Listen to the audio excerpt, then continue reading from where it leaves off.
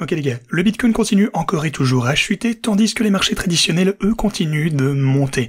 Alors, hier, on a eu pas mal de données positives qui ont été publiées, donc les marchés traditionnels ont augmenté sur base de ceci, ils ont réagi positivement, mais le Bitcoin, lui, a chuté tout de même. La question est donc maintenant de savoir qui est en train de dumper du Bitcoin. Eh bien, aujourd'hui, j'ai finalement trouvé la raison pour laquelle le Bitcoin est en baisse, alors il faut que je passe avec vous tout en revue au cours de cette vidéo, je vous ferai savoir ce qui risque de se passer ensuite. Selon moi, alors assurez-vous de rester dans les parages du début jusqu'à la fin.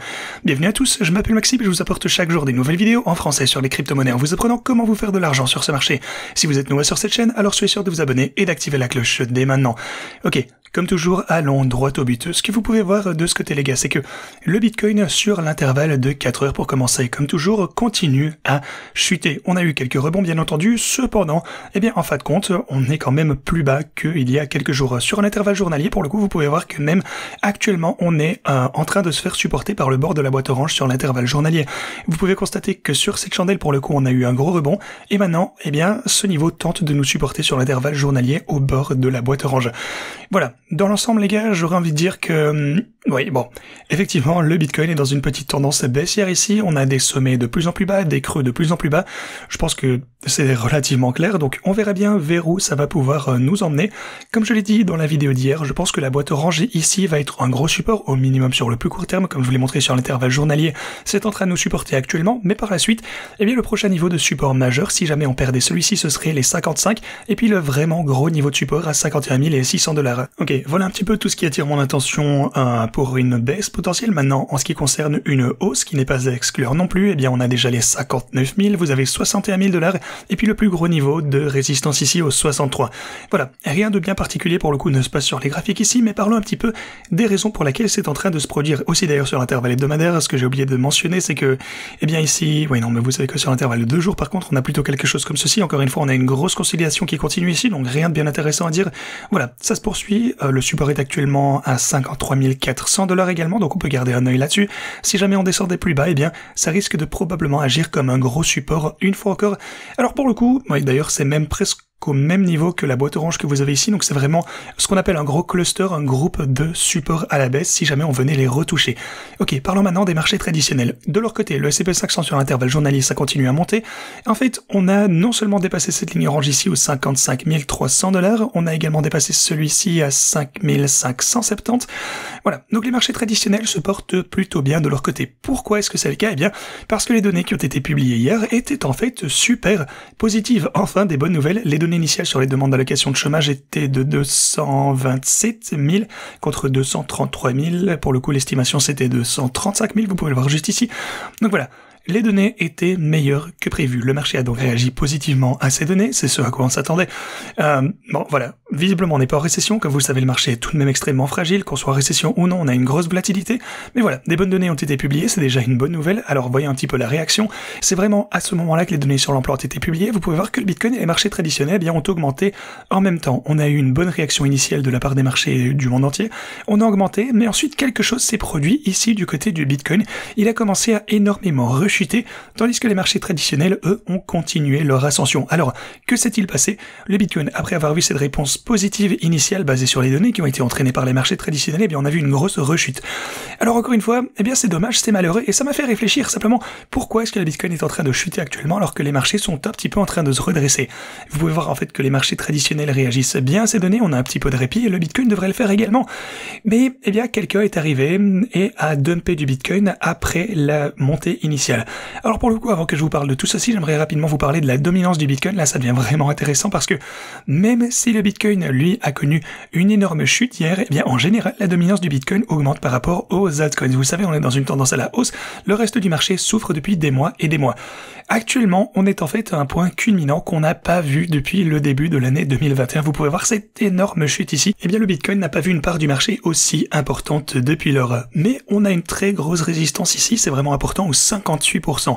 Alors, est-ce que tout ceci risque de se poursuivre ou pas? Eh bien, je pense que si vous holdez des altcoins de bonne qualité, évidemment vous allez bien vous en sortir au fil du temps.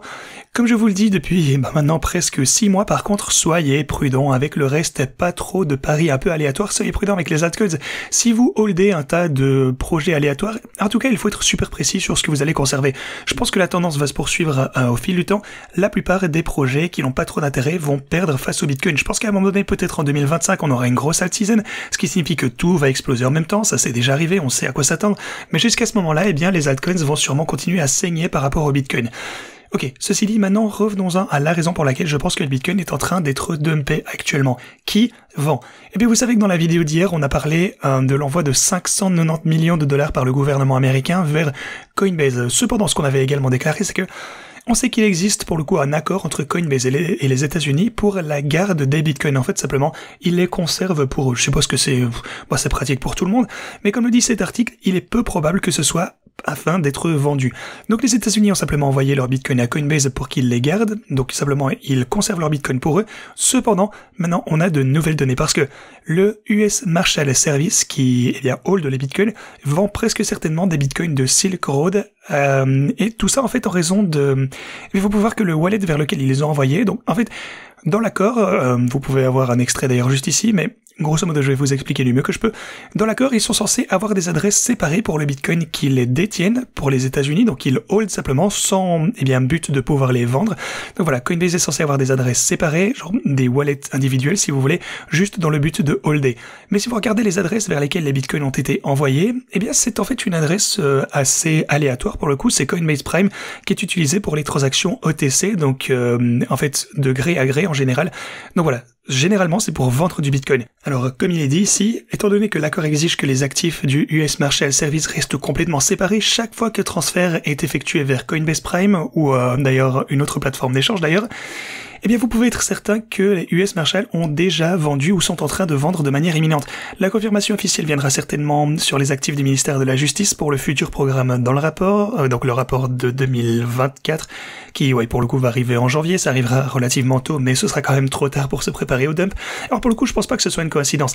Ça a commencé après le discours de Trump, alors comme vous le savez les gars, Trump a dit qu'il ne vendrait pas de Bitcoin, au lieu de ceci, ils vont lancer une initiative pour avoir du Bitcoin dans le bilan en fait du gouvernement américain, grosso modo pour utiliser ceci en tant que réserve de valeur, donc voilà des réserves stratégiques en Bitcoin, c'est ce que Trump a annoncé, et puis ils ont commencé à envoyer ces Bitcoins, parce que bien entendu il n'est pas responsable en ce moment, donc c'est peut-être fait exprès, ils ont commencé à vendre ces Bitcoins, potentiellement, j'ai envie de dire malheureusement, exprès pour prévenir de cette initiative. D'ailleurs, sur base du rapport d'audit du ministère de la Justice, de toute façon, c'est la situation en ce moment qui est un petit peu bancale. D'ailleurs, on cherche pas mal de raisons pour savoir pourquoi le Bitcoin chute. Déjà, on sait que l'Allemagne a vendu ses Bitcoins, on sait que Mt. Gox, ils ont presque fini de vendre, on a toutes ces choses qui sont déjà passées, mais le gouvernement américain, pourrait être la dernière cause majeure de FUD qui fait peur au marché actuellement. Alors, combien de Bitcoin ont-ils? Malheureusement, c'est énorme. Ils ont 12 milliards d'actifs crypto, c'est vraiment beaucoup, et presque 12 milliards de dollars. Ici, vous avez de l'Ethereum, de l'USDT. Mais voilà, majoritairement, c'est du Bitcoin qu'ils hold ici réellement. Ce qui pourrait aussi être une raison d'ailleurs de faire réaugmenter la dominance. Mais enfin, on verra ça plus tard. Voilà, de toute façon, c'est malheureux. Je dis pas qu'ils vont de toute façon se débarrasser de ces 12 milliards de Bitcoin d'un coup. Mais voilà, potentiellement, ils sont effectivement en train de vendre des actifs crypto. Et ça pourrait être la raison pour laquelle on est en baisse. Est-ce que c'est un motif d'inquiétude au long terme? Non. Le Bitcoin, l'ETF spot avec l'ETF, la progression générale avec la pression d'achat, tout ça, ça va arriver au galop, mais au court terme, maintenant qu'on se demande pourquoi le Bitcoin est en chute, c'est vrai, ça fait peur, tout comme ce graphique l'illustre très clairement ici, avec ces gros rebonds ici sur la base des nouvelles bullish. Ici, pour le coup, le Bitcoin n'a pas suivi le SCP, mais ensuite, je pense que de toute façon, ça va se redresser. Voilà, c'est juste des mauvaises périodes à passer, mais je ne suis pas préoccupé pour l'avenir. En tout cas, faites-moi savoir en commentaire ce que vous en pensez. Surtout, n'oubliez pas non plus que vous pouvez profiter des meilleurs bonus de dépôt disponibles sur les meilleures plateformes d'échange. Vous avez les liens en description, vous aurez jusque 60 000 $ sur OKX en utilisant ce lien, et sur BitGet jusque 40 000 $ en utilisant le lien juste ici. Aussi, vous aurez une transaction de 300 $ gratuite sur Evo, qui est un DEX sans KYC. Donc voilà, si vous ne pouvez pas utiliser ces autres plateformes d'échange, vous avez la possibilité d'utiliser Evo. Voilà, pour le coup, c'est mon exchange décentralisé préféré. N'hésitez pas à y ouvrir un compte et y jeter un petit coup d'œil en utilisant ce lien. Ceci dit, les gars, c'est tout ce que je vais pour vous aujourd'hui. Merci d'avoir regardé cette vidéo et à la prochaine.